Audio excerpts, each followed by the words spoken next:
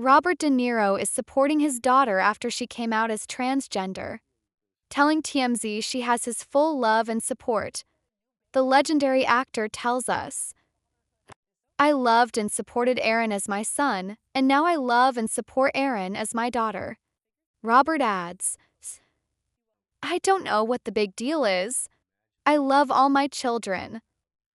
As we reported, Aaron came out as a transgender woman this week in an interview with them, an online LGBTQ+ media outlet, telling the world she's stepping into this new identity. Robert has 7 kids, and Aaron was born Aaron with her twin brother Julian. Their mother is actress Tookie Smith. Aaron also opened up about struggling with body dysmorphia, a mental health condition where someone obsesses over flaws in their appearance.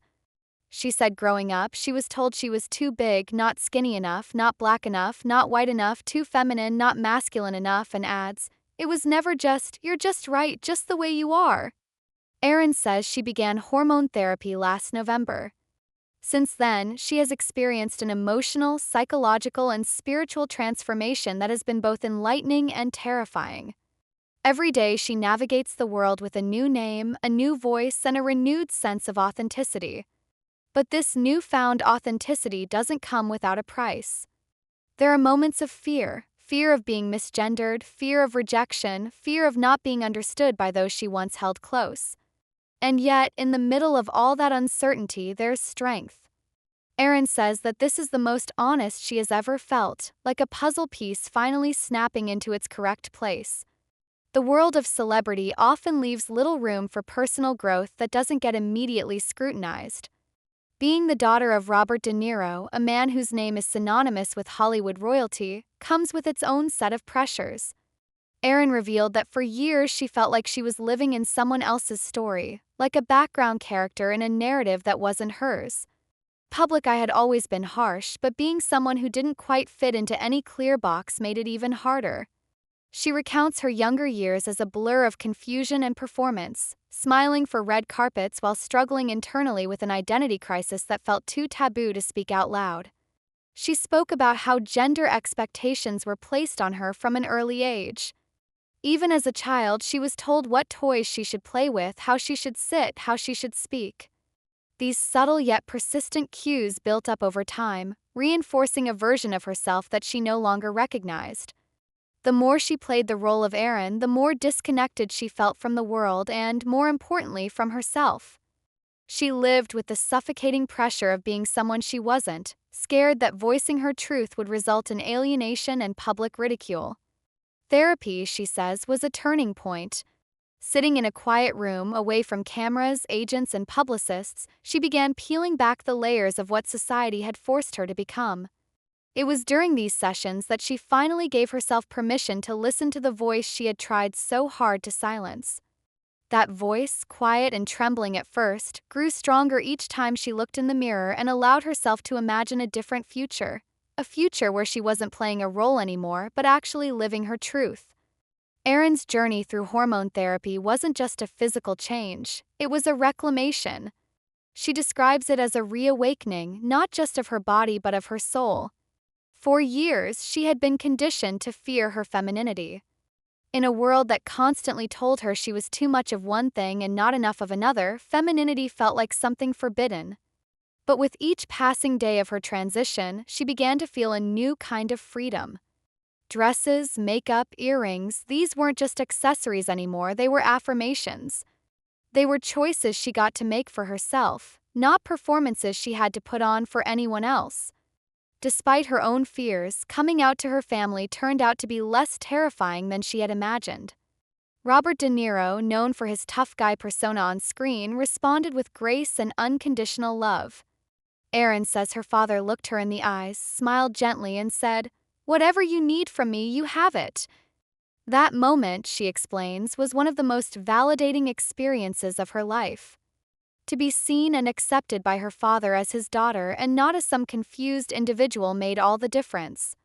Gave her a newfound strength and assurance that her journey mattered, not just to her but to the people who truly love her. She also reflects on how her siblings responded. While some took longer to fully understand what she was going through, there was never hostility or hate, just confusion, curiosity, and eventually love.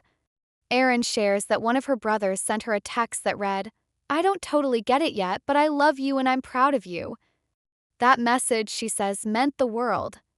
Erin is now embracing her role not just as Robert De Niro's daughter, but as a voice for transgender youth who may be silently suffering. She acknowledges that not everyone is lucky enough to have a family like hers, one that may be imperfect but still manages to show up with love and acceptance. She's planning to use her platform to speak about mental health, body dysmorphia, and the complexities of transitioning in the public eye. She wants to remind others that they are not alone, that visibility matters, and that there is no shame in being who you are. But beyond the advocacy and public appearances, Erin's story is a deeply personal one. She still wakes up with anxiety some mornings, still stumbles over her words, still has moments when she feels like the world is moving too fast and she's just trying to keep up. Transitioning isn't a straight line. It's messy, non-linear, and sometimes painfully isolating. And yet, she remains determined. Because for the first time in her life, she feels like she's on the right path. She hopes that by sharing her journey, she can help other trans individuals, especially those growing up in households where their identity is dismissed or invalidated, find the courage to step into their truth. She urges them to listen to that small voice inside, the one that whispers the truth even when the world is screaming the opposite. Robert De Niro, for his part, continues to be the supportive father he always aspired to be. Sources close to the family say he's become more educated on LGBTQ+ issues, attending private seminars and speaking with advocacy groups to better understand the struggles his daughter and others like her face. While he remains a private man in many respects, he's not shy about expressing his pride. In a recent gathering with close friends, he reportedly said, "If you think being tough means being loud and angry, you don't know anything. My daughter is the toughest person I know." For Erin, those words were more than just compliments, they were a healing balm on old wounds. They were proof that even the toughest hearts can be soft when it counts, that love isn't diminished by change but often expanded by it. Today, she walks with her head higher, her steps surer, and her heart open. She knows the road ahead will have challenges. There will always be those who choose ignorance over empathy, cruelty over compassion. But she's no longer afraid. Because now, when she looks in the mirror, she doesn't see a lie staring back at her. She sees Erin. And that, she says, is more than enough. Still, she dreams of a world that doesn't just tolerate her existence but celebrates it. A world where no child is forced to suppress their identity just to feel safe. She talks about wanting to create spaces where trans kids can be themselves without fear, whether that's through support groups, educational initiatives, or art. Erin believes storytelling is a tool of liberation, and by telling her own story, she's opening doors for others to do the same. She's also studying now, diving deeper into gender theory, psychology, and activism. Knowledge, she says, gives her power and peace. She wants to be equipped not just emotionally but intellectually to make a difference. Her dream? To one day create a foundation in her name that supports transgender youth in need of healthcare, housing, and mental wellness resources. She's already met with nonprofit leaders and begun the groundwork, determined to ensure her story creates lasting change. Erin speaks softly but with conviction. Her words don't seek to challenge, they seek to enlighten.